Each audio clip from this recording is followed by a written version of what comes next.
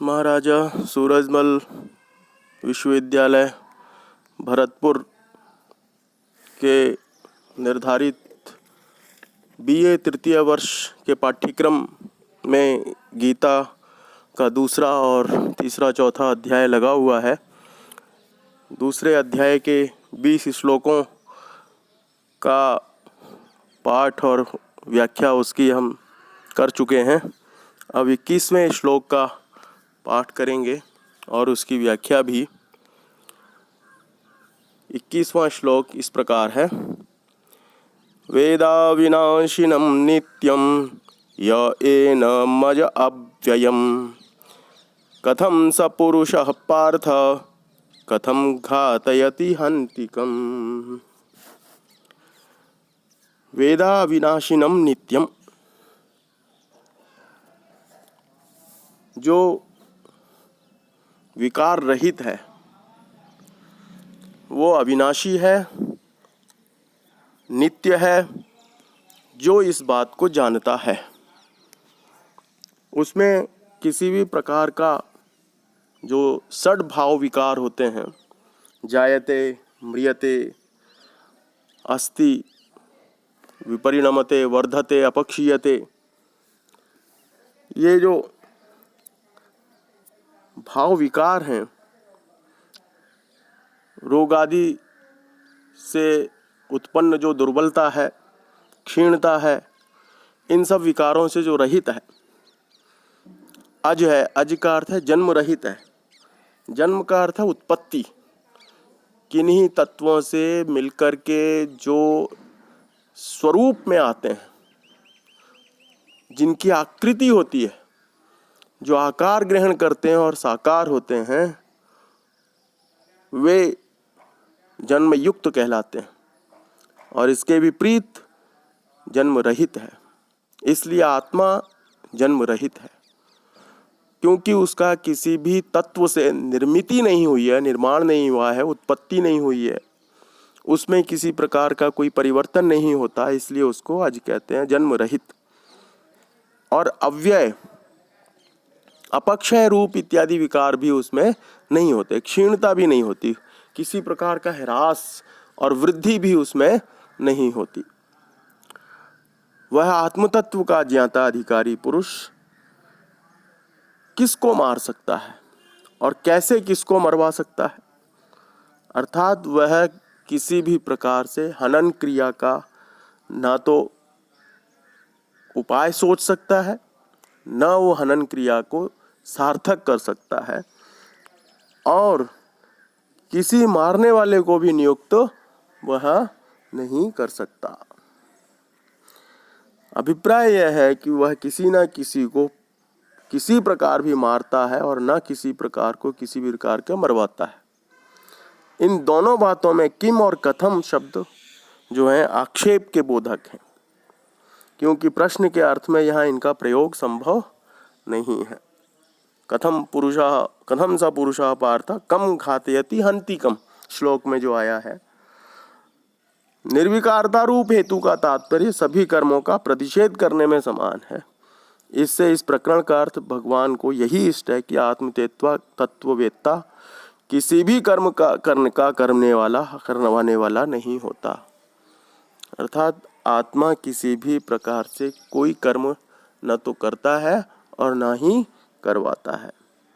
न केवल हनन क्रिया है इसमें, अपितु कोई भी कर्तापन का कार्य वह नहीं करता।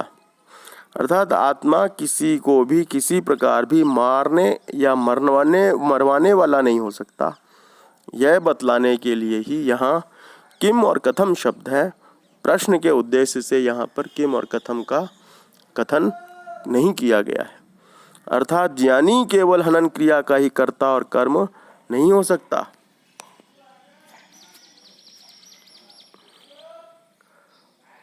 यह बतलाने के लिए, अर्थात इतना ही नहीं, आत्मा निर्विकार और नित्य होने के कारण वह किसी भी क्रिया का कर्ता और कर्म नहीं हो सकता। यहाँ जो केवल हनन क्रिया का ही प्रतिषेध किया गया है उसे उदाहरण के रूप में समझना चाहिए।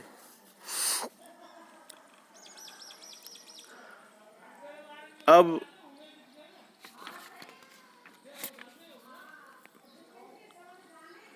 आत्मा के संबंध में कुछ प्रश्न उठते हैं, उनका उत्तर भी देते हैं।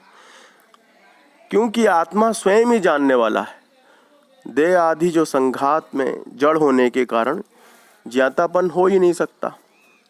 इसलिए अंत में देहादि संघात से भिन्न आत्मा ही अविक्रिय ठहरता है, और वही जानने वाला। अविक्रिय का अर्थ है विकार रहित, जिसमें किसी भी प्रकार का कोई विकार होता ही नहीं। ऐसे उस ज्ञानी से कर्म होना असंभव है। अतः कथम स पुरुष, यह आक्षेप उचित ही है।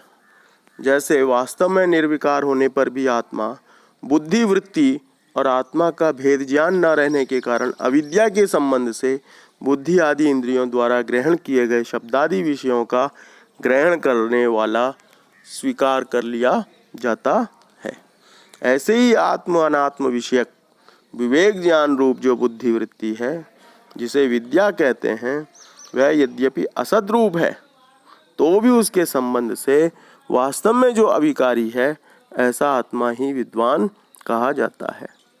ज्ञानी के लिए सभी कर्म असंभव बताए गए।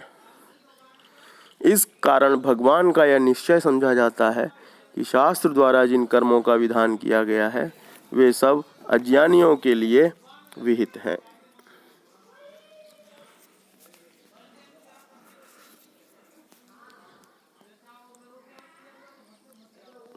जो अपने को ऐसा समझता है कि मैं करता हूं, उसकी यह बुद्धि अवश्य होगी कि मेरा अमुक कर्तव्य है।